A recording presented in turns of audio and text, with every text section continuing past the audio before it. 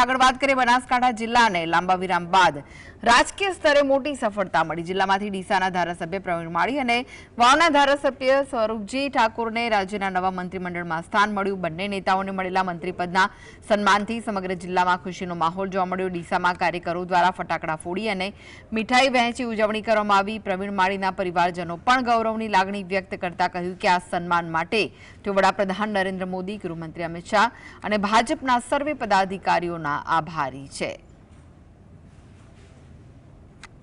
લાંબા સમય બાદ મંત્રીમંડળના અંદર બનાસકાંઠાના બે ધારાસભ્યોનું નામ જે રીતે ચર્ચામાં હતું, લાંબા સમયને જે રીતે મંત્રીમંડળમાં તેઓનું સ્થાન પણ મળ્યું છે। ડીસાના ધારાસભ્ય મંત્રી બની રહ્યા છે। આપણી સાથે પરિવારજન જોડાયા છે, તેમની સાથે સીધી જ વાતચીત કરીશું। ખાસ કરીને પ્રવીણભાઈ જે રીતે લાંબા સમયથી એમએલએ તરીકે ડીસાના અંદર વિકાસના કાર્યો કર્યા છે, આજે મંત્રી તરીકે તેઓ સ્થાન પામ્યા છે, કેટલી ખુશી પરિવારમાં અમને બહુ ખુશી થાય છે કે પ્રવીણભાઈએ સારા કામ કર્યા છે અને ડીસાની જનતાએ તેમને ધારાસભ્ય પણ બનાવ્યા છે। અને અમારા ઘરનું એક સપનું હતું કે પ્રવીણભાઈના પપ્પાનું એક સપનું હતું કે મંત્રી પદ હું લઈ શકું છું સારા કાર્યના હિસાબે।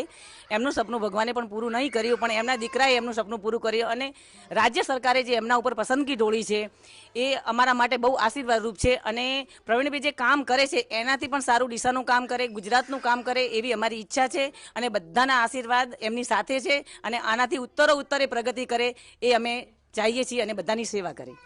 તો જે પરિવારના સભ્યોમાં ખુશી છે, પ્રવીણભાઈના માતા આપણી સાથે જોડાયા છે, શું કહેશો? આજે દીકરો ધારાસભ્ય બાદ હવે મંત્રી બન્યા છે, કેટલી ખુશી? આજે દીકરો મારે ધારાસભ્ય બન્યો છે, ખુશી છે, આખી સમાજ ખુશી છે, મારા આખી ફેમિલી ખુશી છે।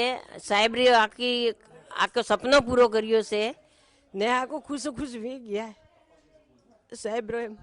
જે રીતે જે ભાવુક દ્રશ્યો પણ ક્યાંક સર્જાયા છે, કારણ કે ધારાસભ્ય બાદ જે રીતે મંત્રીના અંદર પદ મળતું હોય ત્યારે પરિવારમાં ખાસ કરીને ઉમંગનો માહોલ જોવા મળતો હોય છે। લીલી પેનનો ઉપયોગ હવે જે ધારાસભ્ય પ્રવીણભાઈ માળી છે, મંત્રી બન્યા બાદ તે વિકાસના કાર્યોને વેગ આપશે। લીલી પેનના માધ્યમથી પરિવારમાં ખુશીનો માહોલ હાલ જોવા મળી રહ્યો છે। ધ્રુવ પરમાર, યસ ટીવી, બનાસકાંઠા। મંત્રીમંડળના જે નામ સામે આવ્યા છે તેમાં બનાસકાંઠાનો પણ દબદબો જોવા મળી રહ્યો છે। જિલ્લાના બે ધારાસભ્યને મંત્રીમંડળમાં સ્થાન મળતા કાર્યકરોમાં ખુશી જોવા મળી રહી છે। જે સમર્થકો છે તેઓ ખુશખુશાલ છે। બનાસકાંઠા જિલ્લામાં ભાજપના બે એમએલએને મંત્રીમંડળમાં સ્થાન મળ્યું છે ત્યારે પરિવારજનોમાં પણ ખુશી જોવા મળી રહી છે। તો પ્રવીણ માળી અને સ્વરૂપજી ઠાકોરને સ્થાન મળ્યું છે મંત્રીમંડળમાં। તેઓ પણ હવે વિજય મુહૂર્ત છે 12:39 તેમાં શપથ ગ્રહણ કરશે। જિલ્લામાં બે ધારાસભ્યને મંત્રીમંડળમાં સ્થાન મળતા કાર્યકરો, સમર્થકો અને પરિવારમાં ખુશી જોવા મળી રહી છે। તો બનાસકાંઠાનો પણ દબદબો હવે આ વખતે મંત્રીમંડળમાં જોવા મળશે।